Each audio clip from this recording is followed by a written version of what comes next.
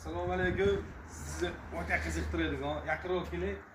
85-yil Toshkent partiya, lekin egalini ko'rmaganmiz. Dokumentga javob desak chatov qoladi. GPlari bor, hamma narsasi bor, lekin egalini ko'rmaganmiz. Dokumentga javob demaymiz.